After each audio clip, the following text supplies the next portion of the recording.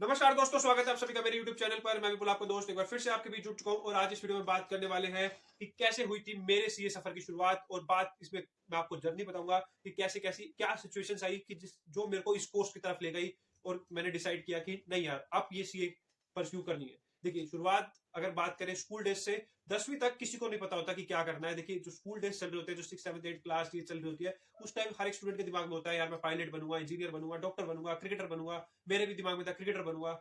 7th 8th class तक फिर ये भूत उतरा था। तब तक यही रहता है कि आपको ये बनना है। उसके बाद जब आप देते हैं 10th के एग्जाम्स, उसके बाद शुरू होती है आपकी असली जिंदगी की। फिर आपको चूज करना पड़ता है वो जो 10th के एग्जाम्स और एक जो रिजल्ट के बीच का जो गैप होता है, जिसमें आपको चूज करना पड़ता है कि कौन सा सब्जेक्ट आपको लेना है। क्योंकि जिस सब्जेक्ट को आप चूज कर लेंगे कॉमर्स, साइंस या आर्ट्स में से, उसी जगह आपकी मतलब आगे का पूरा करियर उसी फील्ड में बनेगा।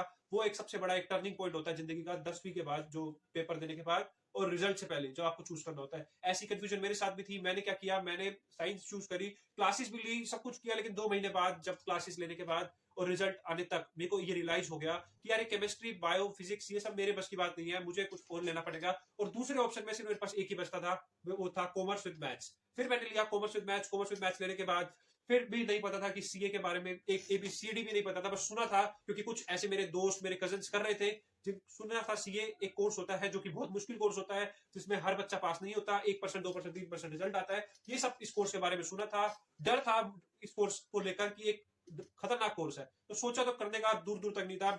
उसके बाद 11th में फुल मस्ती मारी, सब कुछ बढ़िया था। अकाउंट्स में मजा आ रहा था, पढ़ने में अच्छा लगता था अकाउंट्स। अगर एक सबसे अच्छे सब्जेक्ट की बात करें तो अकाउंट्स लगता था। उसके बाद 12th में आए। 12th में क्या होता है, एक धीरे धीरे अब दिमाग में टेंशन शुरू फिर से हो जाती है कि अब क्या करना है। पहले टेंशन थी कि साइंस, कॉमर्स, आर्ट्स। अब टेंशन थी कौन सा कोर्स, क्या करना है, बीकॉम करना है, बीबीए करना है, सीए, सीएमए, सीएस, कौन सा कोर्स करना है और कैसे अपना आगे का सफर मतलब कंटिन्यू करना है। तो ये सब चीजें यहाँ पर, ये सब चीजें मतलब दिमाग में थी। उसके बाद फिर और टीचर्स यहाँ पर काफी गाइड करते हैं आपको 12th क्लास में। Teachers, school teachers, tuition teachers सब ये बता रहे थे कि आपको ये करना चाहिए, आपको वो करना चाहिए। कुछ सीए के लिए मोटिवेट कर रहे थे, कुछ तो मोस्टली टीचर्स जो उस टाइम क्या कहते थे, आपको पढ़ो, अच्छे नंबर लाओ और डीयू में एडमिशन लो। मोस्टली टीचर्स का ये कहना था। मेरे अकाउंट्स के टीचर काफी मोटिवेट करते थे स्टूडेंट्स को कि आप सीए भरे, सीए करें। और काफी उनकी मोटिवेशन से काफी स्टूडेंट्स ने तो सीपीटी का और यहाँ पर फॉर्म भर भी दिया था और उनके सीए की शुरुआत हो चुकी थी। लेकिन मेरे अंदर एक खौफ था, मेरे को नहीं पता था कि क्या करना है। मेरे दिमाग में था यार पढ़ो, अगर एडमिशन लेना है डीयू में मिल गया तो अच्छी बात है, नहीं मिला तो किसी एक रेगुलर कॉलेजेस में ले लेंगे, आईपी में ले लेंगे, एमईटी में ले लेंगे। सबके फॉर्म भर दिए थे मैंने, क्योंकि दूर दूर तक सीए तो सोचा ही नहीं था। लेकिन जब बात आई रिजल्ट की, रिजल्ट में मेरे आगे 91, जो मैंने एक्सपेक्ट एक्चुअली में नहीं किया था कि मेरे आ सकते हैं इतने ज्यादा, क्योंकि मैं स्टूडेंट था 80, 85 वाला और एकदम से 91 मैंने एक्सपेक्ट नहीं किया था। शायद मैं अपने आप को अंडर एस्टिमेट करता था उस टाइम पर। और मेरे 91 आए। उसके बाद तो बिल्कुल ही क्लियर हो गया, अब तो सीए की तरफ जाना ही नहीं है। अब तो था कि भाई डीयू में एडमिशन मिलेगा, मस्त डीयू की जिंदगी जिएंगे। और मैंने लिया डीयू में admission, Motilal Nehru college, university of Delhi में एडमिशन लिया। कॉलेज गया, बढ़िया बीकॉम ऑनर्स में एडमिशन लिया। उसके बाद फिर धीरे धीरे जब 1, 1.5 साल बीता तो समझ आया कि यार हर बच्चा, हर एक स्टूडेंट कुछ ना कुछ और कर रहा है। वो आगे की प्लानिंग करके सोच रहे हैं और मैं सोच रहा हूँ सिर्फ बीकॉम ऑनर्स, बीकॉम ऑनर्स। और मैं सोचा था बीकॉम ऑनर्स होने के बाद कि कुछ अलग ही जिंदगी हो जाएगी, जॉब लगेगी, ये होगा। बट मैं देख रहा हर एक स्टूडेंट कुछ ना कुछ, किसी ना किसी चीज की तैयारी कर रहा है। कोई यूपीएससी की तैयारी कर रहा है, कोई आईएएस की तैयारी, कोई किसी चीज की तैयारी, कोई मतलब सीए की तैयारी, कोई सीएमए, कोई सीएस। हर कोई कुछ ना कुछ कर रहा था। एक मेरे को ऐसा लग रहा था कि मैं तो कुछ कर नहीं रहा। फिर मैंने भी सोचा यार कुछ तो करना पड़ेगा। फिर मैंने सोचा क्या करना पड़ेगा, क्या करें। फिर मैंने सोचा यूपीएससी की तैयारी करते हैं। कुछ टाइम क्लासेस भी देखी, यूट्यूब पर वीडियोस देखी, पढ़ना भी शुरू किया। फिर समझ आया यार यहाँ पर जनरल कैटेगरी वालों के लिए बहुत स्ट्रगल है, ये नहीं हो पाएगा।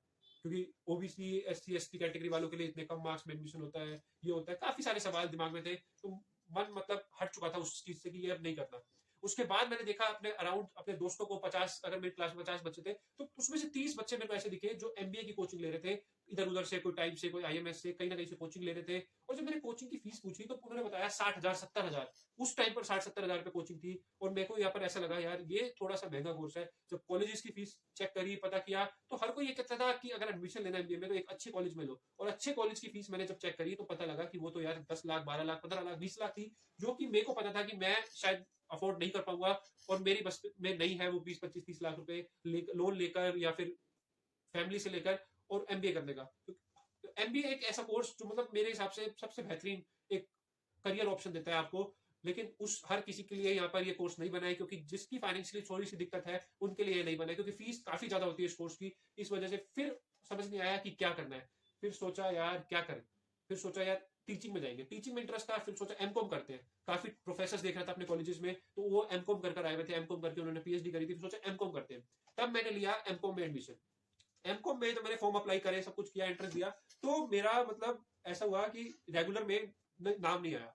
तब मेरा आया था ओपन में। ओपन में यहाँ पर एसओएल में एंट्रेंस दिया था मैंने, जिसमें मेरा एसओएल में एमकॉम में नाम आया। उसके बाद मैंने एमकॉम में एडमिशन लिया फॉर अ सेफर साइड। करनी तो रेगुलर थी, लेकिन फिर सेफर साइड के लिए जब कुछ नहीं मिल रहा तो चलो ये भी कर लेते हैं, तो ऐसा हुआ। उसके बाद फिर नहीं आया समझ कि अब क्या करना है। एमबीए मैंने ऑप्शन हटा दिया, यूपीएससी, बैंकिंग, सबको सारे अपने ऑप्शन हटा दिए, कुछ समझ ही नहीं आ रहा था। फिर तीन ही नाम बसते थे दिमाग में, सीए, सीएमए, सीएस, या फिर जॉब। जॉब के लिए सोचा, जॉब के लिए इंटरव्यू देने गया, एक बिग फोर में इंटरव्यू दिया, बट वहां पर अनफॉर्चुनेटली क्लियर नहीं हुआ।